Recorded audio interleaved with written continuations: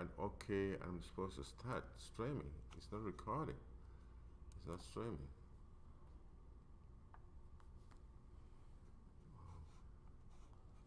Hello, good morning. Yeah, this is Dr. Nguyen, and here we are going to look at poetry today.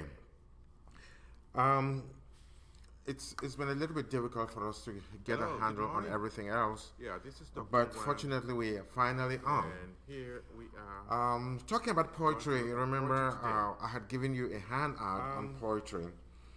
And that handout was supposed to be like a kind of introduction to what poetry is all about. But fortunately, we are finally on. However, since this class is not specifically on and about poetry, we just want to use this subgenre as a method, as a way, as a channel to get into the thinking, into the themes and the concerns of many of our poets. We just want to use this subgenre as a method, as a way, as a channel to get into the thinking, into the themes and the concerns of many of our poets. Yeah, and we're going to start by looking at some of these poems. I'm sorry for the interruption. We're going to look at some of these poems and to see how these poets, who are typically American, I selected this with a bias because this is an opportunity for us to learn about something American, especially African American. However, I decided to start with Robert Frost. Not because he's an African American, he's not. But again, I've always loved to confront him in his use of nature. He's one of the naturalists, and the naturalists, therefore, are those writers. There may be novelists and poets who use nature extensively, either as a background or backdrop or setting, or even as characters. The Brontes use nature in, where Emily actually described the heath as having life.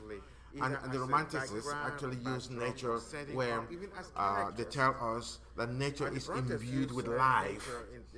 And even the Transcendentalists in America also use nature almost in a similar way, giving nature some kind of life, some kind of relationship with mankind or with humans. So Robert Frost was particularly inclined to nature because he spent a lot of time in the natural settings, but went through a handful of tragedies actually with the loss of his family, and eventually found comfort in nature. And that's why in his poetry there's so much about traveling, there's so much about life, disaster, and some of the unnatural things we find happening in nature. We begin with the first poem, The Road Not Taken. And we're going to look at this poem, The Road Not Taken, with Stopping by the Woods on a Snowy Evening. You will see that both of these poets are set in a natural environment. Both of them are surrounded by the forest, by nature. So they have that in common. Even mending walls, it also set in a natural setting in the countryside where these two individuals, neighbors, find time to repair the walls in between them, especially with the coming of summer. And one of the neighbors asks, why do we have to keep on repairing these walls every year? Individuals, neighbors, you have oranges and I have apples, and we know that we can always identify what we have, what each of us has. Then the neighbor says what? Good neighbor fences makes good neighbors. Good fences make good neighbors. In other words, those natural settings prevent friction. And he tells us, the other neighbor tells us he got this from his father because it was handed down to him, and it was customary for him and traditional for him to do this every year. It was just kind of routine life done because his parents did it, and the parents advised him, and great parents advised them. Good fences make good neighbors. And the other neighbor, as a naturalist, said, but nature doesn't respect fences. When it's raining across the fences. When there is death, it doesn't discriminate whether there are fences or not, lightning or those natural elements, air. Why do we have to erect artificial boundaries between people, between families? But here we won't get back to this point. We immediately see the concept of the traveler. The road is always used by the traveler, and stopping is a break in the traveling, stopping by the woods on the snowy evening. And those of us who have been very inclined to religious dispensation will know again, this definitely has something to do with knowledge of the Bible, where we are told that we're simply pilgrims on this earth, moving through the earth, and we're walking through the earth. Life becomes a travel, and we find the same things in Chaucer's The Canterbury Tales, where the pilgrims have to go to Canterbury, they have to travel to Canterbury, they go on these pilgrimages, and a pilgrimage again is part of the dispensation or the four corners of the Islamic faith.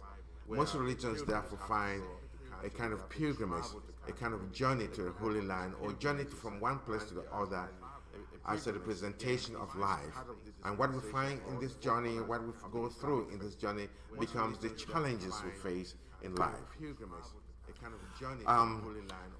Another very important point here is that both of the travelers here, in both points, we have choices being made. Let's look at the first point. There are two roads, not three, two roads. Another very important point here. Diverge into a yellow wood. Both of the travelers. And sorry, I could not travel both.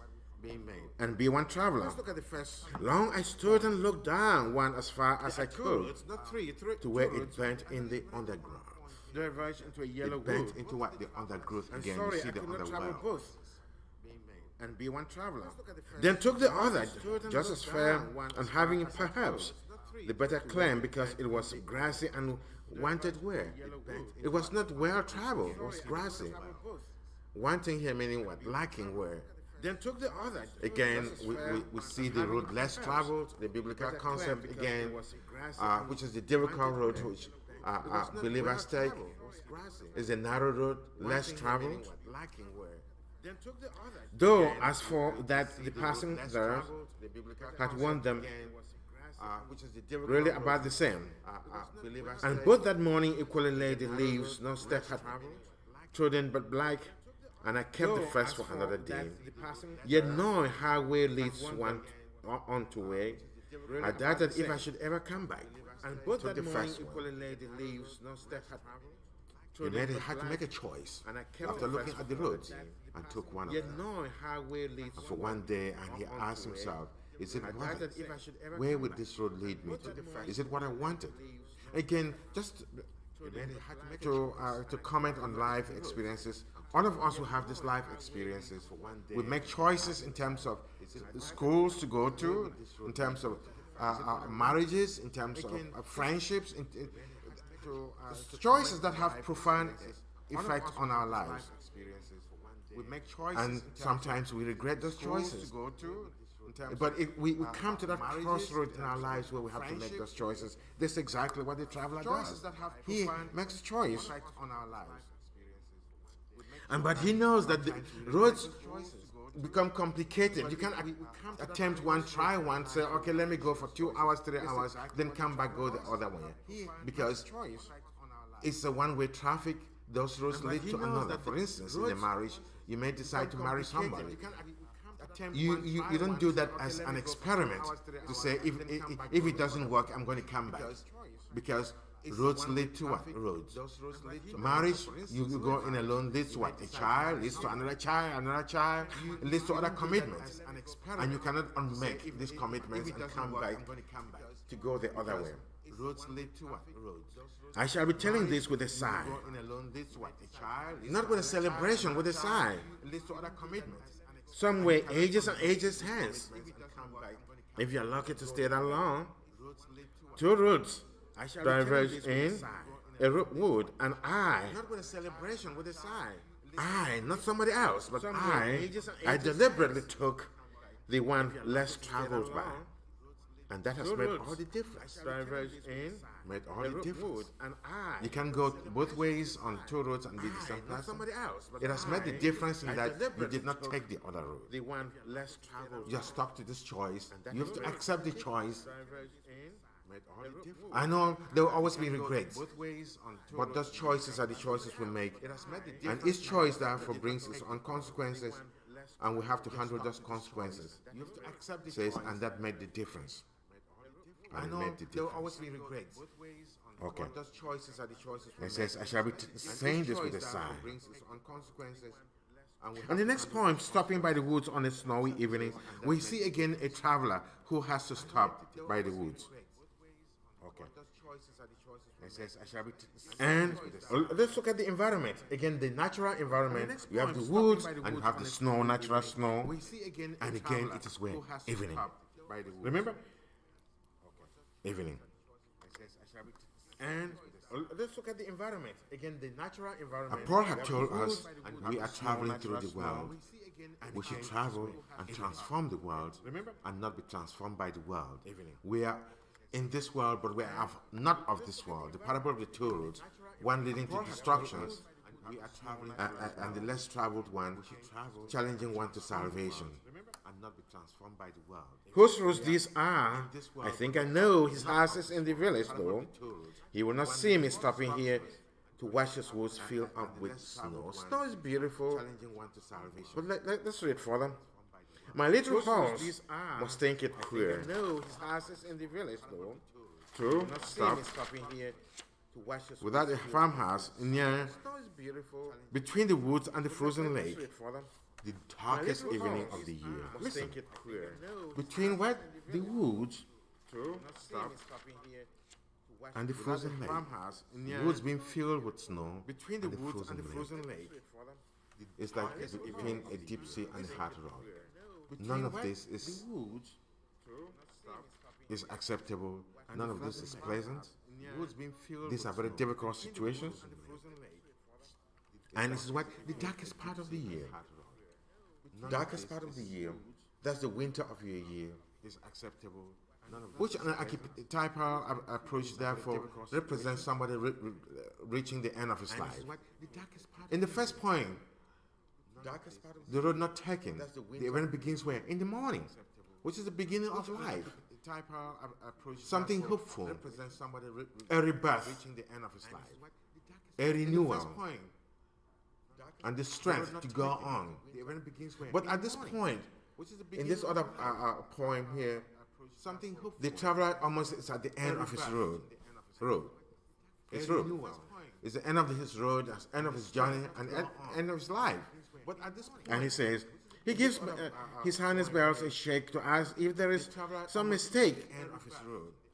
The only other sounds, the sweep of easy wind and downy flake, are very attractive.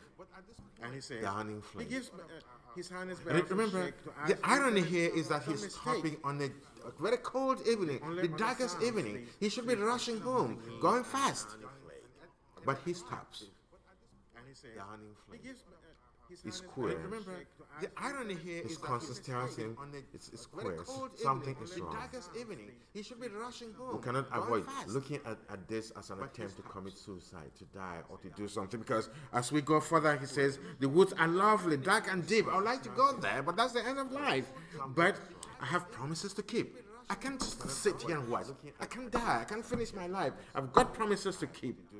Promises are made to my father, to my mother, to my son, to my relative, to somebody else. But I've not finished everything. I still have a way to go. I have miles to go before I sleep. Miles to go before I sleep. Miles to go before I sleep. So therefore, you have the unfinished business. Promises? But I've not finished everything. I still have a way to go. Promises, parables of the two roads, one leading to destruction, one leading to life. So he is now not at the crossroad of his life. Does he continue or does he stop? Promises, parables, but he decides that I must push on. One leading to destruction, one leading to life. Because I am not an island by myself. There's so many people who rely on me, who are looking forward to me and for me to complete my promises to them. Because I still have miles to go. I still have years to spend. I have unfinished business. Again, we see Robert Frost here writing a poem almost about himself at the time he was at his lowest, after losing his kids. And literally saying, hey, it's not worth, life is not worth anything. I think I've got to go. Writing a poem. I've got to go. Almost about himself. Then he convinces himself, no, I've promises to keep. Losing his kids. Life is not just about me. Literally saying, hey, It's about other people. Other people have promised. Other friends have promised. Other parents, lovers, whoever it is that have promised things to do. I've promises to keep. And life is too precious. Let me keep on going until Other people have promised. it's my Other friends time. have promised. Other parents, That's why he lovers, says, what I still have whoever it is what that have promised miles to things go to do. before I sleep. Not 1 mile, but miles to go. But why life did he is too stop precious. at this particular Let me keep on time? going until other people have The promised. stopping made him gave him an opportunity to reevaluate his life, to look inside, to be introspective. Then he realized that he has unfinished job, promises to keep, and he has to push on. The stopping made him gave him an opportunity to reevaluate his life. We have symbol of the road here, which are the challenges of life. The morning is the beginning of life, there's the spring, rebirth, evening with old age, the end of life. Darkness here, which is the abyss of suffering. Then you have the traveler who wants to face all of this. The morning Robert Frost therefore uses all these natural images and symbols here to depict a life full of challenges, a very difficult life, and that each of us is a traveler, and at every point in our lives or certain points in our life, we have choices to make. And when we make those choices, sometimes we can't reverse them. We have to stick to them to the end. And years after that, towards the end of our journey, we will look back and either say, oh, this was a life well lived, or I made wrong choices. But we cannot reverse those choices because it will be too late. we will look back and either say, oh, Then we move up to the Gwendolyn Brooks, I made wrong choice. African American poet, female But we poet. cannot reverse those choices. Again, who going through a natural inclination towards her sex, talks about the mother. The mother. African American. Who was the mother? Female poet. What do mothers go through? Again, who going through a natural There's an African inclination towards artist sex. called Talks about the mother. Nikumbarga, who sang a song called Sweet Mother. What do mothers Says, Sweet Mother, I will never forget about you. going through a natural There's an African. You never slept when I was sick. You fed me when I was hungry. And you did everything for me. Sweet who mother, sang a song sweet called mother. Sweet Mother. What do mothers Says, Sweet Mother. We have the same mother here who has never had that opportunity for the children to tell her sweet mother fed me when I was hungry? because of the difficulties she faced as a young woman here. We have the same mother here. He committed several abortions. For the children. Not because he didn't love the kids, because he says, I love you all, but I didn't touch you. But remember, it was the difficulties of giving birth to you in an unfriendly world. A world of discrimination, harassment, But I didn't touch you. But remember, rape, and everything it else. was the difficulties of We saw this in the color purple. giving birth to you in an unfriendly world. Let's look at the point. World of discrimination, harassment, Says, abortion will not let you forget. and everything How else. will you forget that a child was in you? Giving birth to you in an You remember the child you got that you did not get. You got it because she was in your womb, but you didn't have it as other humans would have. abortion will not let you forget. The damn small pups with Forget. a little, Child was in you. the little or no hair, the singers and remember workers the that never child you got handled that the you did air. not get. You got You will it never because she was in neglect your or womb, beat but you didn't have them it. or silence or buy with a sweet. Those things mothers do to calm children, to control them, to hug them. You will never have them because you lost them before you really had them. I did. You will never neglect or beat them or silence or buy the sweet. You will never wind up the sucking tongue or scuttle of ghosts and that come. You will never leave them, controlling your luscious side. Never neglect or beat them or silence or buy the sweet. You Return for a snack of them with gobbling mother eye. or scatter of ghosts and These are the things mothers do. These are the things she sees mother doing. controlling your luscious side. The men look like a drudgery, but mothers take delight in doing these things. Of them, But this mother would never see them, would never do them because he lost them all. these are the things she sees mother doing. And because he lost them all, and he sees children and what parents do, her punishment here, and which she lives perpetually with, is, I have heard in the voices of the wind, the voices of my dim killed children. He uses not lost but killed. I killed them. The society forced me to kill them. And which she lives perpetually with. How was I going to bring up these children in the this voices of the wind, unfriendly the way? voices of my dim killed children. I have contracted. I have eased my dim dears at the breast they could never suck. I have said, sweet, if I sin, I seize your luck and your lives from your unfinished reach. If I stole your births and your names, your straight baby tears and your games, your stilted or loveless stories, your tumults, your marriages, your aches, and everything that children grew to have, if I seized them, if I took them all from you, your names, your straight baby tears and your games, your straight baby tears and your games, if I poisoned the beginnings of your birth, believe that even in my deliberateness, I was not deliberate. That's the key here. Even in my deliberateness, I wasn't deliberate. Yes, I did. I made that decision to do it. But circumstances forced me to do it. I did it out of love.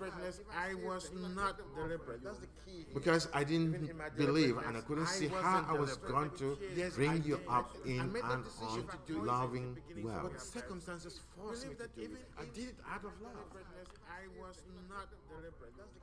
Because I didn't believe and I couldn't see how I was going. Though, why should I whine? Why should I whine now? Whine that the crime was other than mine. Yes, I did it. But I was forced to do it. Since, anyhow, you are dead, or rather, or instead, you were never made. But that too, I'm afraid, is faulty. There's no excuse I can give about why you are not here with me. Or you are not born, you were never made. It's my fault or something. I'm guilty of everything. Or that I did it deliberately. Probably, it was too hasty on my part to have done it. Probably, I could find a way to keep you through. But I was too young. I was too concerned about my life or my freedom to have done it.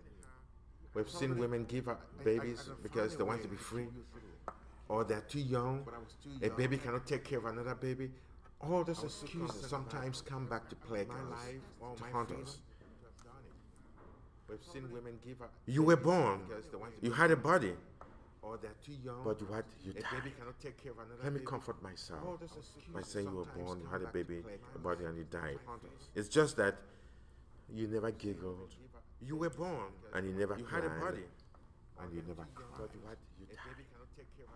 Because I took you out of my womb before you could just that enact any of these activities, before you could do any of these activities. But believe me, because I took you out, I loved you all, the babies. I loved you. Because you were part of me. I love my body in a way, and I loved you because you were part of me. But believe me, I knew you, though friendly, and I loved you. I loved you all. So it was not just one baby, several babies, and she loved them because you were part of me. She did that out of love. I knew you, though friendly, out of the shame, and I loved, probably of bringing a child out of wedlock, out of the shame of bringing a child when she was too young and she couldn't feed the child, out of the shame of probably being raped by somebody from a different ethnicity and bringing a colored child.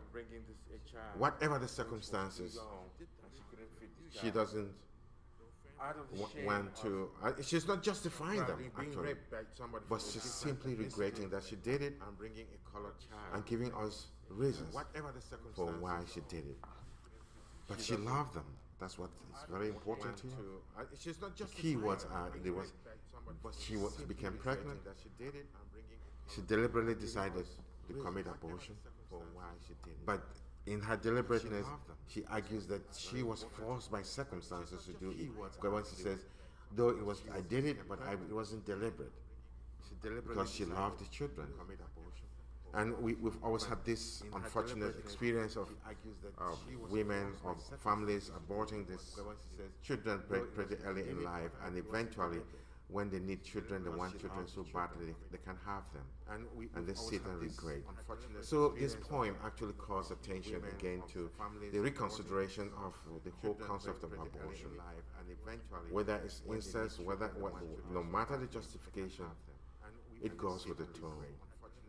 And part of the toll is the regret we feel, the excuses we give for what we did, and the things we miss. And our punishment is not so much in somebody putting us in jail, but in seeing the things we should have had, the joy, the enjoyment, walking down our children in marriage. We can't do them. We can't do all these things because they are no longer there, they are gone. We don't know where they're gone to, but the mother regrets. Why? Because of the fast life they lived. Because with fast life, the pains of abortions, we don't know where they're gone to, but the mother regrets. And in We Real Cool, we see again the pains of living a fast life. The reward of truancy. Instead of going to school, they go to school, and after school, instead of rushing back home, they look late. They move around, play truancy, play games, we sing, we think Jane, we jazz Jane, and after school, instead of rushing back, is that real cool? Would you call it real cool? Play truancy, play games. Is that real cool? We left school, we left late, we strike straight, we sing, we think Jane, we jazz June. That's in the summer, and we die what? So that we're real cool, we left school. See how simple the poem is, and how fast it reads. Every line here, every sentence here, or support sentence here, is just 3 words. We live straight, we sing, we think Jane, we jazz June, we die so. Is that part of the Trinity? Line here, every sentence here, or support sentence here, is just 3 words. The confusion, therefore, of young people thinking they're having it cool when in fact they're living dangerously. And the danger of this living becomes exemplified in what we see. The results are terrible. We sing. The results are terrible, and this is what we go through, or these young guys go through. And what we see. The results are terrible. We sing. The results are terrible, and this is what we go through, or these young guys go through. And what we see. The results are terrible. We sing. The results are terrible, and this is what we go through, or these young guys go through. All right. So as we look at Gwendolyn Brooks again, we see. Now I think it's supposed to be Brooks, not Brooke. Okay, it's Gwendolyn Brooks. We see how. As we look at Gwendolyn Brooks again, we see taking the mantle of a woman, of a mother, taking the mantle of that woman, and actually doing what the woman is supposed to do or not to do. But the key thing is that it is again like in the road not taking. This is the road she had taken of a mother, but she regrets. She is saying it here like the poet in the poet persona in the road not taking. He is saying it, recounting it with a sigh, recounting it with a sigh now. So I miss you all. I loved you. She is saying it here like the poet. It was my desire to keep on loving you. Unfortunately, this happened. Okay, this happened. And we see the same experience with A Day in the Life of a Slave Girl. It was my desire to keep one of those slave narratives written This happened.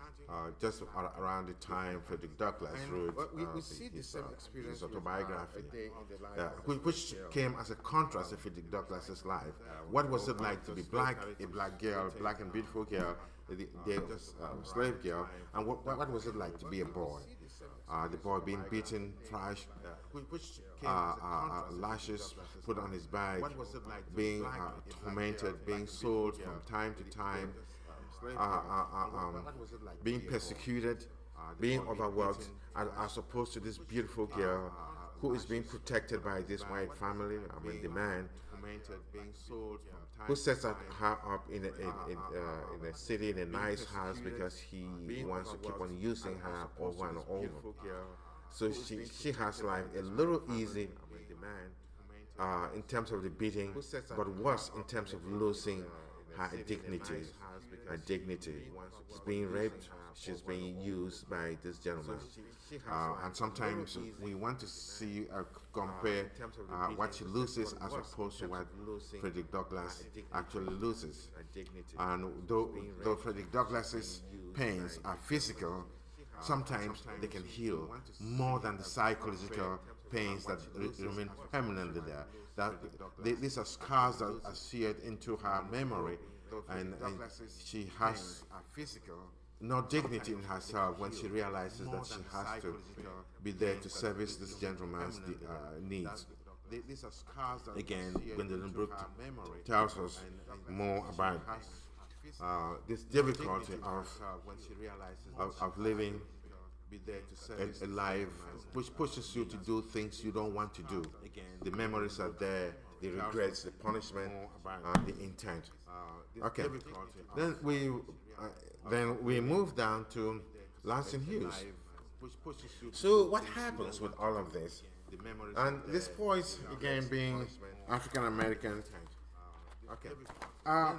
tend to sing songs and themes that reflect what the experience of the African American is. I know with Gwendolyn Brooks, that could have happened to any lady. That could have happened to any lady. Again, but looking at it from the point of view of the fact that she was forced to do it, it's much more likely to have happened to black families who were forced to reproduce children to be sold, or to gratify the sexual desires of some of their slave masters. And from my reading of most of the poetry, I don't see any Caucasian experience that will reflect this or will parallel this type of experience. And we don't need to know that she was black to know that that's what she went through. But looking at the time period and at exactly what she said, it's very likely for us to believe or to conclude that she must have been under a lot of duress, either from the master or from the relative, to do what she did, which is what she did. Under such circumstances, we moved to Langston Hughes. Again, who talks so much about the dream, the American dream? Remember, we've talked about the American dream, which is a theme I want us to take up for the research paper, the American dream. I talked about it yesterday and the other day, which is a concept, a philosophy that states very clearly, somehow, not very clearly anyway, in different ways, that everything being equal, the American society provides every opportunity for everybody who is willing to take it to seize it, to rise from rags to wealth, to riches, to improve his life or her life. The American society provides to use every necessary means to make life better for him or for herself. And the American dream therefore varies from one domain to another, from one ethnicity to another. For most foreigners or those who are immigrants, just the America itself is the American dream. Just being here is the American dream. For those who are running away from political persecution, it's about freedom. Economic persecution or economic issues is what? Having the opportunity to make it here, even to earn money. It's not about being rich, but at least working and seeing the salary you bring. persecution to or the house. economic issues is what? For the Americans themselves, It's not about it is being about rich, prosperity. but Everything, right down to the foreigners and to the women, is about prosperity. But when we move the dream again to a symbolic realm, the dream is about what? Having something to hang on to. A program, a goal, a desire. But when we move the dream again to a symbolic Something we like to achieve. realm, the dream So, is about what? Having And that's Hughes wrote one of the most powerful poems I can think of in terms of the dream. desire. But when we move the In the poem called Dreams, he simply says what? Dreams are things we hang on to. We need those dreams, he says. Hold fast to dreams. For if dreams die, life is a broken winged bird that cannot fly. Hold fast to dreams. And when dreams go, life is a barren field, hold fast the dreams. frozen with dreams die, snow. Life is a broken winged Dreams, that cannot dreams, fly. hold on to the Hold dreams fast the dreams. to And make when you dreams fly. go, Again, he Life is a brings us barren back to field. the snow again. Remember the frozen lake and the downing flakes in the forest. We see snow here representing death. That's why in Robert Frost's poem, I said we were dealing with death, an attempt to commit suicide, an attempt to commit death. flakes in the forest. And here it talks life is a barren field, frozen with what? Snow. Snow again being given a negative connotation. Nothing grows on snow. Everything is frozen, it's barren, it's dead. Frozen with what? Snow. So hold fast to your dreams. Hold fast to those things that Nothing grows on snow. engender you, It's frozen, it's barren, it's dead. that push you into achieving great things. So hold fast to your dreams. But again, Hold those fast to things those like things in that, Charles Dickens' novel called Great Expectations, engender you those things must be what? Achievable. Those dreams must be push you achievable. into achieving You don't want to fly like Icarus too close to the moon or to the sun and to lose all your wings. Charles Dickens. They must be realistic, they must be achievable. Those things must be what? But these are achievable. things Those things must be we achievable. dream about. You don't want to fly like And Icarus in the too play close which we are going to do, Racing in the Sun, They must be realistic. They must be achievable. Walter has this dream These are things. of becoming a businessman who holds fast to them. But how realistic are his dreams? To do. Why does he lose the achievement of those dreams? Walter, hold fast to your dreams. These are things of becoming a businessman. But for how long are you going to hold fast to your dreams? How realistic are his dreams? You can sit there on your bench there and say, all right, okay, I'm holding fast to my dreams. What's going to happen? But for how I remember long are you Martin gonna Luther hold fast to King's your dream of a day when all these sit things would there on happen. your bench But there what if they don't and say, happen? all right, okay, I'm holding fast to my dreams. What happens to a dream deferred? If the dream is postponed, I remember Martin Luther King's. what happens to it? Does it dry up like a Racing in the Sun? Remember? The title of the next play, Racing in the Sun. Does it dry up like a Racing in the Sun? When the resin dries up. If the dream is But postponed, remember, it becomes more concentrated. It doesn't lose its rasinness. like a Racing in Remember? the Sun. It just loses. It just simply loses its roundness, its juiciness, and its plumpness. But it never loses its concentration. It becomes more concentrated. It just loses. Dry raisins are sweeter than even fresh raisins because they've been dehydrated. The water's been taken off. What is left is the essence, But the it never chemicals, loses concentration, becomes more the sweetness. concentrated. It just loses. Dry raisins. Or does it fester like a wound, a sore, Fresh Ooh. raisins because they've been dehydrated. The water's been taken and off. then run? What is left is When you have a sore, a wound, the chemicals. that becomes infected and runs, it stinks. Or does it fester like a wound, a sore, Raisins because they've been dehydrated. The water's been taken and off. then run? And it pains you. When you have a sore, a wound, and if the dream has become a wound on you, you better get rid of it. Or does it And how do you cure it? and it pains. Does it stink like rotten meat? And if there's rotten meat, it's unhygienic. You better get rid And of it. it stinks, and everybody smells it. And if the blacks are the rotten meat here, the entire society stinks. We all stink. Or crust and sugar over. And it stinks. Like a syrupy sweet. And if the blacks are like children's quinine or children's Tylenol, sugared with or crust and sugar wrapped with some sugary content, but the inner content remains the same. The Tylenol is still in them. The sugar here becomes what the hypocrisy. How are you? I'm okay. You smile and grin like what Michael says, but underneath our sweat, we feel the pain. Sugar, everything, syrupy over, like a syrupy sweet. But underneath our sweat, maybe we feel the pain. You just sit and think about it and contemplate, and what? It gets heavy, like a heavy load and drop. Or maybe does it explode? Remember? You just sit and think about it. Intellectualizes explode, or does it explode? It gets heavy. We've seen cases where that American dream, the failure to attain the American dream, has exploded in our faces. Racism, discrimination, racial profiling. Nowadays, we see the conflict between the police and police officers and the blacks. Is that an explosion of the dream that has been deferred? We've taken that check to the bank, and on it has been stamped insufficient funds. I have insufficient funds. You remember that's what Martin Luther King said? That promise was like a check you gave us. Promise of freedom, liberty, enjoyment, happiness. Insufficient funds was like a check you gave us. We went to cash it at the bank, and on the check was stamped insufficient funds. Was like a check you gave us. Insufficient funds. Freedom, liberty. Is that what happened?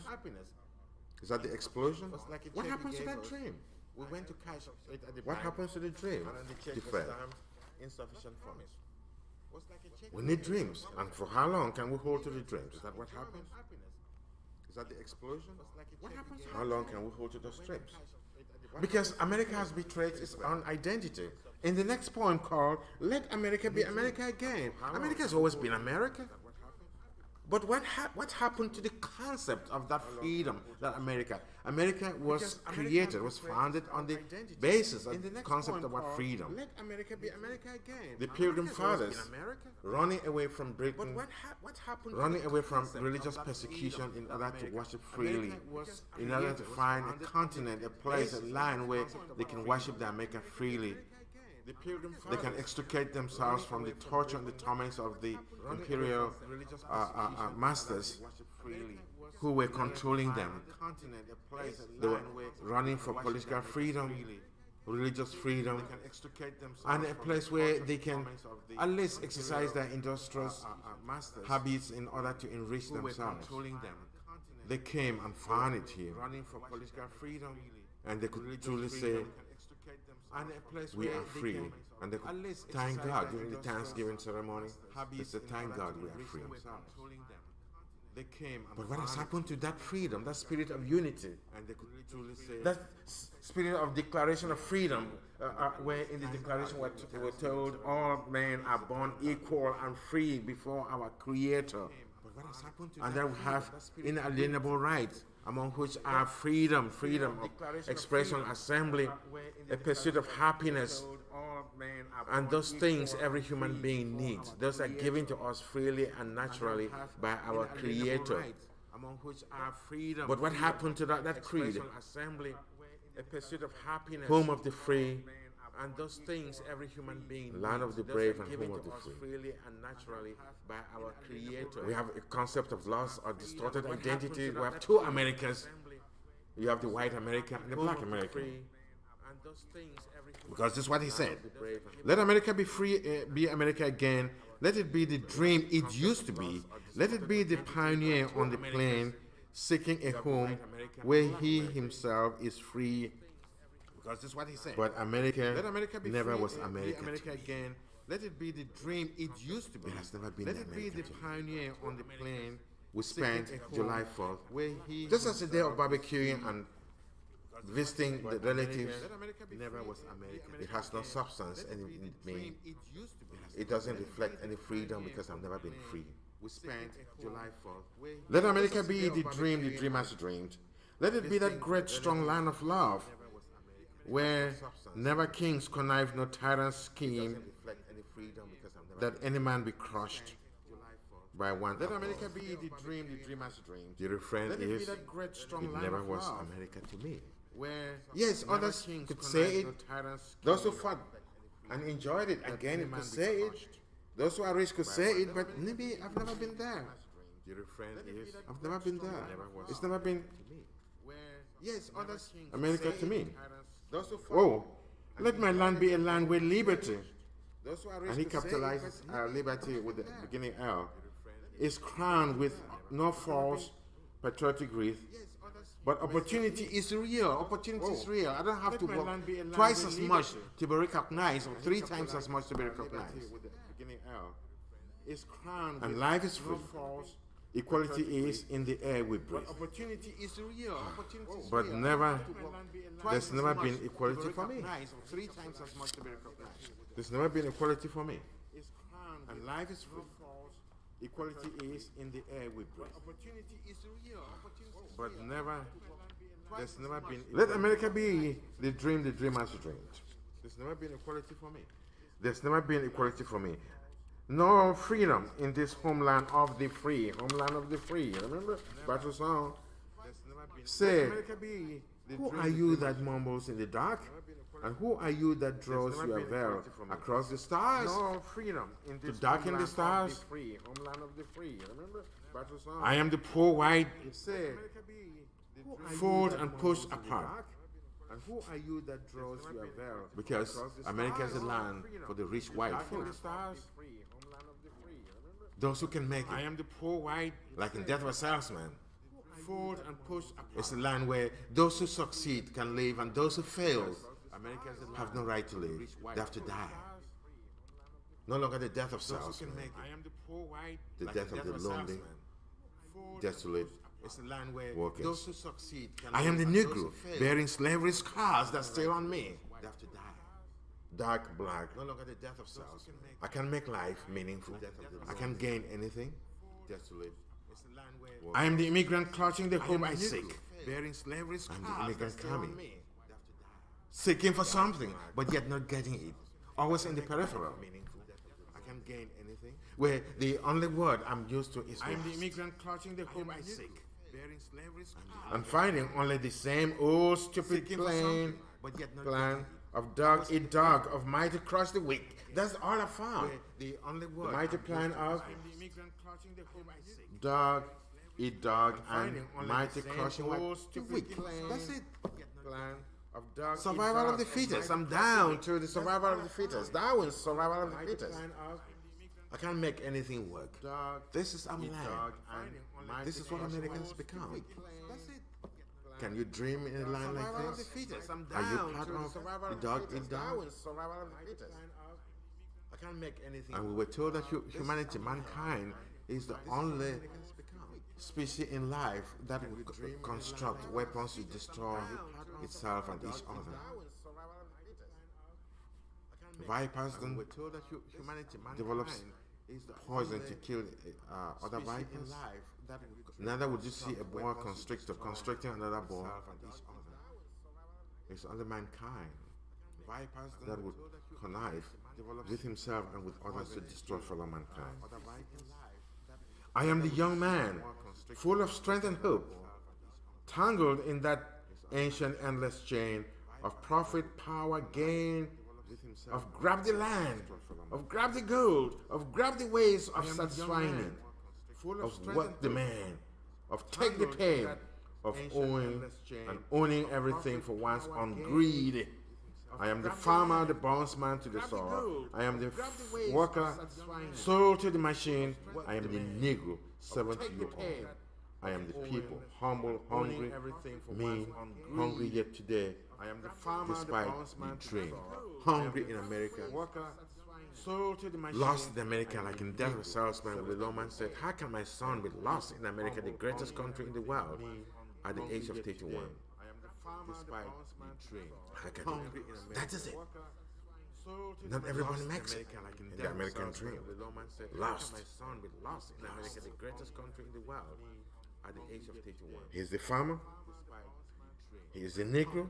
A servant to you. Not everybody makes it in the American dream. Beaten yet today, O pioneers, I am the man who never got ahead. He is the farmer. The poorest worker, battered through the years. Yet, I'm the one who dreamed our basic dream of freedom, liberty, the pursuit of happiness in the old world, while still a serf of kings, who dreamed a dream so strong, so brave, so true, that even yet, its mighty daring songs, in every brick and stone, in every furrow turned, that's made America the land that has become, that it has become. I did it, though forcefully sometimes. Its mighty daring Build the bridges, every brick Brooklyn and Bridge, stone, in every furrow Brooklyn Bridge, that's made America the land build the that has Capitol, become, that it has become. sacrifice my blood Though to forcefully make America what it is today. build the bridges. Oh, I'm the man who sailed those early seas in search of what I meant to be my home.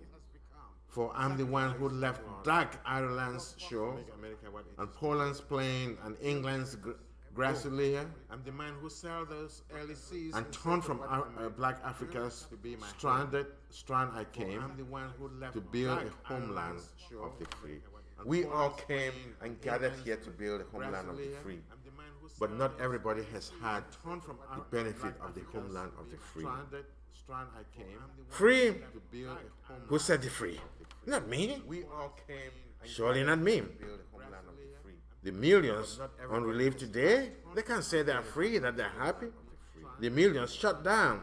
Free. When we strike, they can't say they're happy and free, that they enjoy Surely not me. the Second Amendment, The millions on relief today, they or the can't First say they're Amendment free, of that freedom they're of happy. assembly. The millions They can't shut say that. down. Free. When we strike, Oh they yes, can't say they're happy and free. I say it plain. Enjoy. Surely not me. America never was America to me. Millions. And yet, I swear this oath, The First Amendment of freedom of America will be. say that. With the exclamation sign. Oh, yes. One day, America will be. I say it plain. Out of this track never was and America ruin of our gangster I death, swear this oath. the rape and rout of graft will and steals and lies, With the exclamation we the people must redeem the land, the mines, the plants, the rivers, the mountains, and the endless plain. This is a call for the rape and rout of graft and steals victory, lies. We a the call people for the must other redeem people to rise the for land, the the vote, mines, the plants, to the stand up, rivers, the mountains, and the endless plain. to claim what is theirs, to reclaim the lost dignity of America, the lost dignity of humanity. Other people to rise for the vote. It's a call to action. Stand up. The land, the mines, the plains, the rivers, the mountains, and the endless plain, and all the stretch of these great green states. When we have claimed them, we make America what? Again. Land, the mines, the plains. We can make America again when we go into another war of independence. There's going to be a second war of independence. When we have When claimed them, America we make America would claim the unity of its Americanness by making everybody equal, making everybody sit at the table of dispensation, the table of sharing, so that we can all get a portion of that freedom, of that wealth, that liberty, that equality and love, and truly believe and sing the song of thee. We sing, America, we're proud of you, land of the free and home of the brave. that equality and love. This is what Langston Hughes says very clearly in this home of the free, land of the brave, home of the brave, and land of the free. This is what he's advocating. And we can only sing that song when we are truly free. When all other ethnicities come together with the predominant ethnicity, with the white, on that table of equality. And we can only sing that song and disperse, disseminate, and share ideas and information come together and wealth that we have all combined to made. But it has never been that way. Remember? And disperse, disseminate, and share. Then the next point, V-Day. V-Day. And when that happens, that's going to be our victory day. Our victory day. And we'll not just sit and make barbecue and eat it. Barbecue eating will be what? Meaningful. It will lead to something substantive, and when that happens, that's going to be our victory day. In that, we will truly celebrate victory over the colonial masters. Barbecue eating will here, that victory was a victory to enable some other Americans to have their unfettered liberty to recolonize the other free Americans. And we find that in most countries in the world, where even like in the third world country, where individuals gathered, people gathered and rose up against the colonial masters. And when the colonial masters left and gave over powers to the local people turned around and behaved worse than the colonial masters by recolonizing other ethnicities within their group because of political greed for power, greed for money. And they use government officers to enrich themselves. And the only way they can stay in power is to discriminate, to protect themselves, to harass and persecute those who don't believe like them, those who don't share the same ideology with them. We found that going on. And America, again, this is where we can always look as part of American literature as colonial literature. Because again here, although he doesn't use, Lansing, he doesn't use the word colony or colonizer, we know for sure that this is protest literature, this literature that protests against a second-class citizenship of some other ethnicities, and the recolonization of America by the privileged group, so that the freedom is no longer there. Then let's go to the next one here. Victory Day. It says, and you know that Victory Day, that's the day the Allied forces won against Germany in France, the D-Day. Will V-Day be midday too? Over there, World War II, we went over there to fight for them. Dear fellow Americans, I write this letter hoping the times will be better when this war is through. Over there, I'm a tan-skinned Yank driving a tank. I ask, will V-Day be midday too? I'm a colored Yank, but would that day be my D-Day too?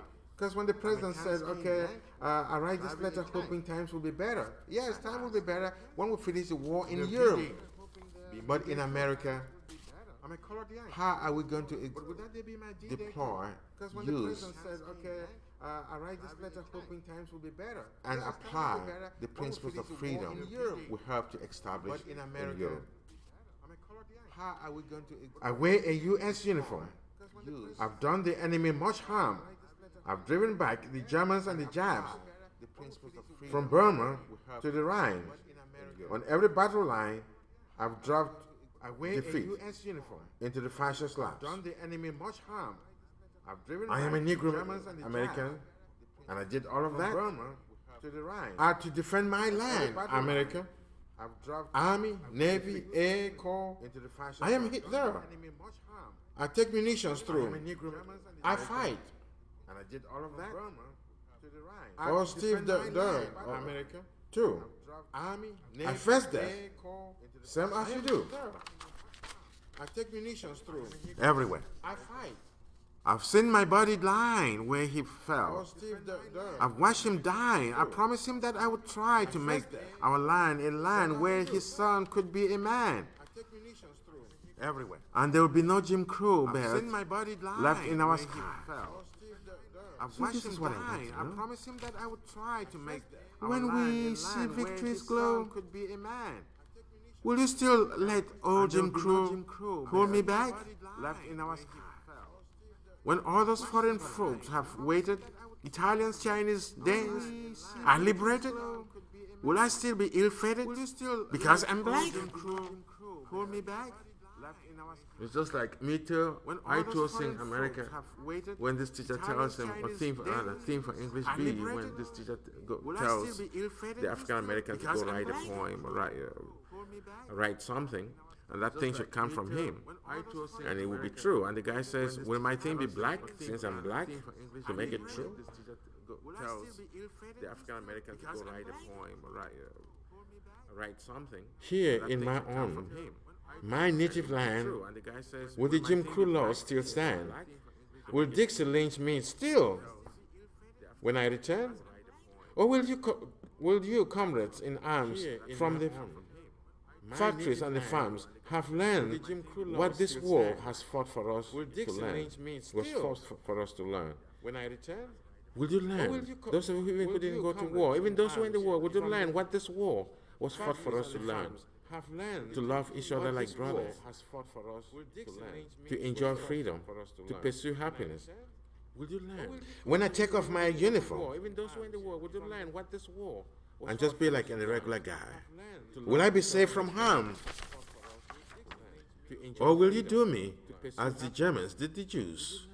When I have this world to save, shall I be colored slave? Will I be safe from harm? Or will victory change your antiquated views? Or will you do me as the change your old views, your antiquated views? When I have this world to save, will you do to me what the Germans did to the Jews?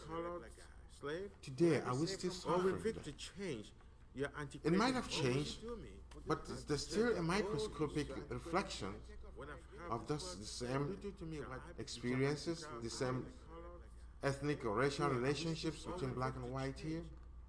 It might have changed where our hospitals and more importantly our prisons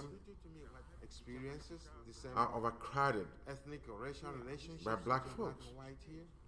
This is what is happening.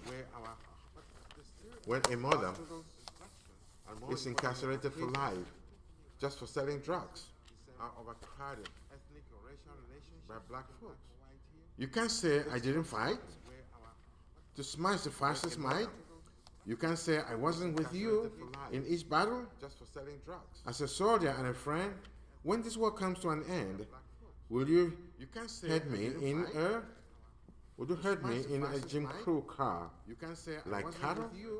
In each battle, would you put me together, herd? As a soldier and a friend, when this war comes to like cattle, put them together in a small space so that they don't escape. Like cattle, will you reduce me to an animal, to a beast?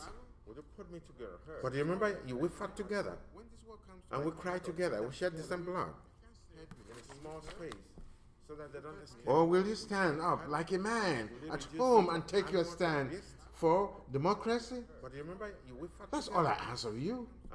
When we lay the guns down to celebrate our victory day, or will you stand will V-Day be me-day too? And take your stand. That's what I want to know. Democracy? Sincerely, G.I. Joe. That's all I ask of you. When we lay the guns down, when we lay these guns, will we all join together in this celebration so that your victory day will also be my own victory day? What's going to happen? It never did happen. So remember, it never did happen. But the only solace probably comes from the mother advising the son. And the mother advising the son, yeah, hang on to your dream. Don't give up, because I never gave up. Solace probably comes from the mother. Well, son, I'll tell you, life for me ain't been no crystal stair. It's had tacks in it, and splinters, and boards torn up, and places with no carpet on the floor. Bare. But all the time, I've been climbing, son. I've been climbing on. And reaching landings, and turning corners, and sometimes going in the dark, where there ain't been no light. So boy, don't you turn back. Don't you sit down on the steps, cause you find it's harder, kinda hard. Don't you fall now, for I still going, honey. I still climbing. On the steps, And life for me and being Christians. It's harder. Kind of hard. Son, Don't you fall now? life for me has never been that Christian still still. I've been climbing, honey.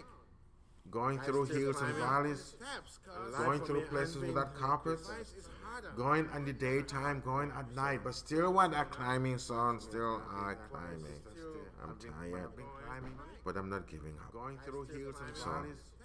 don't you give up on me. Without carpets. Don't you give up on yourself. Going in the daytime, going Because at life night, has but never still been when wet. I'm climbing, son, still No I'm crystal climbing. stay. It has never been lighted before. So it's never been lighted before. That's why life has been uphill like Sisyphus, who was punished for helping man to carry a boulder to the highest mountain on earth. That was his punishment. As soon as he went to the valley and pulled that boulder up to the top of the mountain and turned around to tell the gods, I've done it, the boulder rolled down to the valley again. And when he turned around, the boulder had gone. And he never gave up. He still went down. Up to today, he's still doing it. Which is a concept of never giving up. Grace under pressure and hanging on to life.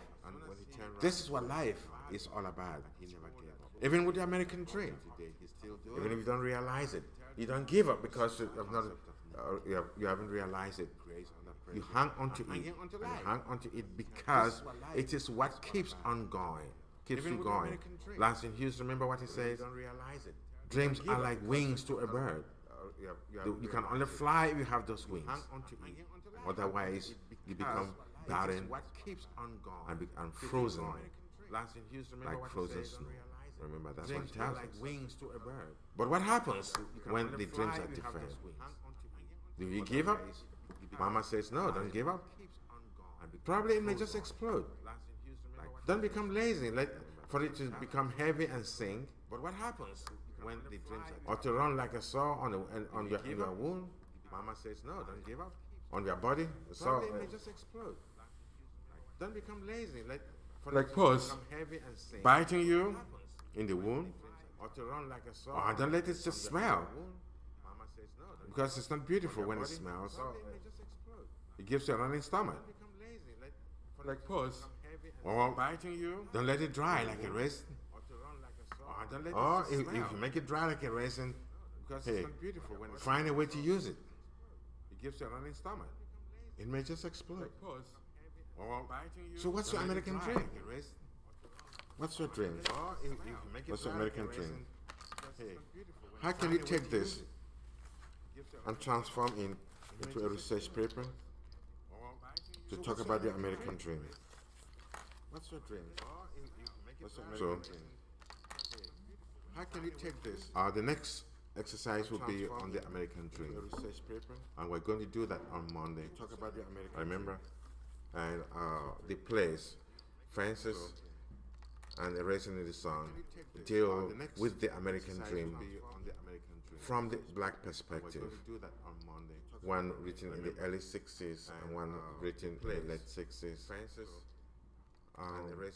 Francis written much earlier about the inability of the black folks to actually use sports as a way to improve their life, as opposed to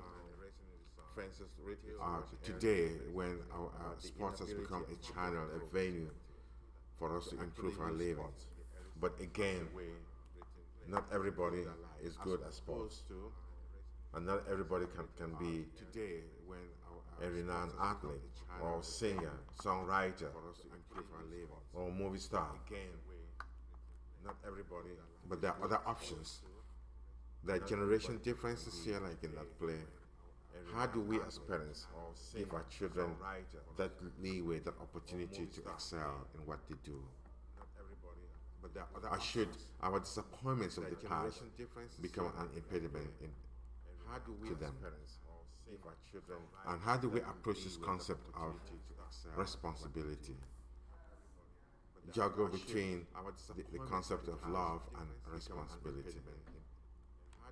When Troy tells Corey, it is my responsibility, I'm your man, I'm your father, because the word father carries a profound concept here, which is one of responsibility. You love not because you want to love, because it's part of your responsibility to love. I know it may be difficult for some people to buy it. What is much more important is what that responsibility, knowing who you are. You love not because you want to love, and therefore being capable of doing what you are supposed to do.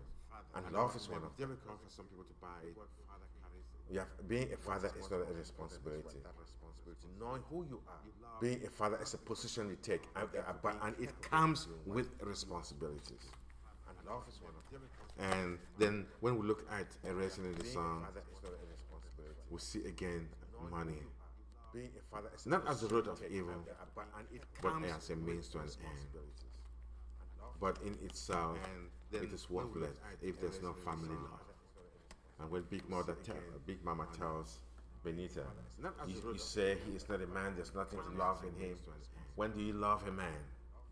You love a person when he is at his or her lowest, because your love is supposed to bring him up or bring her up. Is that what we've learned from him? When do you love her? What position does this love have in the American dream? In that of a salesman, Willie Loman says, when I went into business, there was love and friendship, comradeship. But today, it is cut and dry what? Business. And Howard tells Willie Loman, I can't pay you because you cannot draw blood from a stone. Comradeship. So I can't draw blood to give you in a stone. Business. Can't do that. You have to bring me money for me to use that money to pay you. I'm sorry, you've invested so much in this company, but we're looking at results. We're looking at results, outcomes. The rewards are based on outcomes. For me to use that money, then Willie Loman has to go away. Invested so much in this company, but we're looking at results.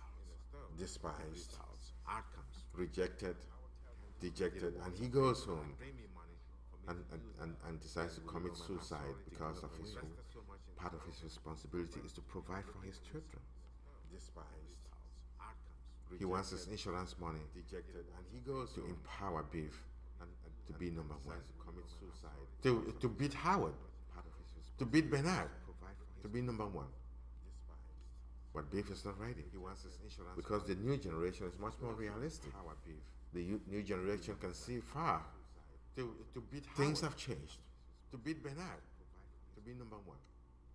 Beef cannot do it. Beef is not ready. He wants his insurance because the new generation is much more happy. As the name implies, happy-go-lucky guy. But he can't do anything good because he has only three things in his life: his nice apartment, his cars, and his women. Troops of women. And these are things that would drain his money. He can make it, but he can't do anything good because he has only three things in his life. It's an uphill journey. And how does each of us undertake this journey? How do we participate in it? And what role do we play in that journey? It's an uphill journey. How do we encourage others to go? Are we like the mother? Son, never give up? It's not been crystal clear for me. The road sometimes has been daily, nasty, in the dark. Or like in Dancing Hills, people have been drawing the blinds, the cloth across the stars, so that the light of the stars will not shine. And let's understand, we can only see bright stars and a bright moon in darkness. When there's no darkness, we can see the stars. And maybe just a light that is needed by society to see a better future. So that we can sing like Sinatra sings, our tomorrow. Or this classical musicians, a gospel singer says, let our tomorrow be greater than today. No matter what we see, no matter what we face, no matter what we hear, our tomorrow. There's one thing we're sure of, the one thing that is definite, that we can clearly say, let our tomorrow be greater than today.